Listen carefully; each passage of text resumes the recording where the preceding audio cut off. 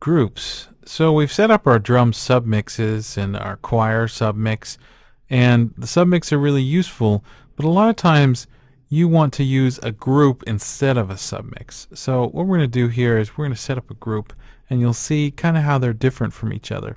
And it's not that a group is better than a submix or vice versa. It's just that there's certain circumstances where you probably want to use a group and certain circumstances where you want to use a submix. So we've set up the submix, so here's the group. So I'm going to hit shift click, select all the drums, and this time instead of changing the outputs of everything here, I'm going to go ahead and show my groups here.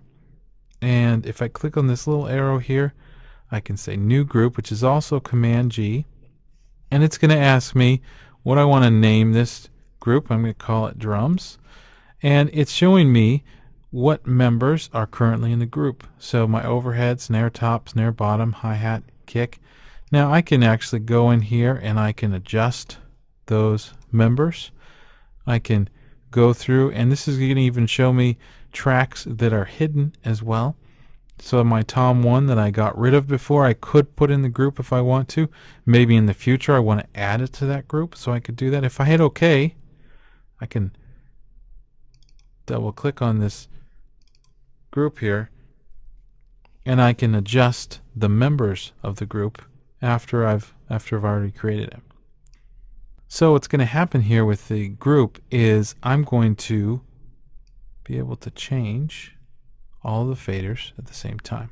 So instead of adjusting the output of all the tracks, I'm physically changing all the faders at once. So I just have to grab one of them and I can adjust the level of all of them.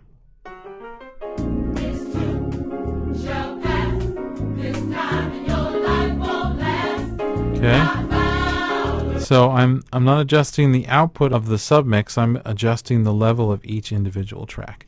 Another benefit is I can link the solos together. Okay, so I have different options of how I want to do these, and I can even make my send levels and send mutes all lock together. And so now if I adjust my sends, they all adjust together. If I hit solo, they go together. Hit mute. The solo is really useful because now all of a sudden there's my drums, and I just gave them some reverb. So if I take that off, okay, so I can do that. And one of the nice things about the way the groups are set up here in Pro Tools is if you hold the control key, you temporarily suspend the group, and so you can move certain members individually. So what I do is I'll keep the group on all the time basically, and if I am adjusting things and I realize that I want my snare bottom to be down a little bit and my snare top to be a little louder, I can hold my control key, make those changes, and now my group's back on and I can keep going with that.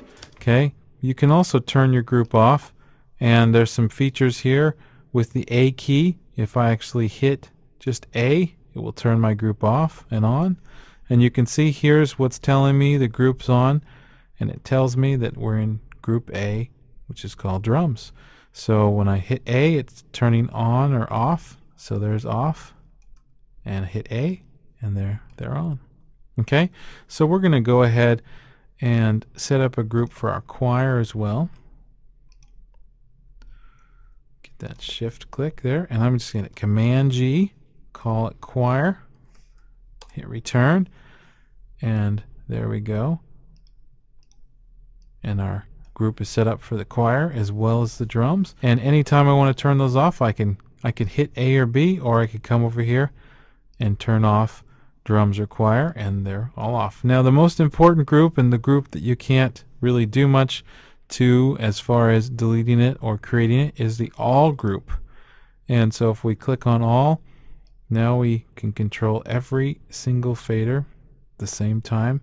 Very important. There's lots of times where this comes in very handy, and then we can turn it back off. And you'll notice that there's a nice little exclamation mark there.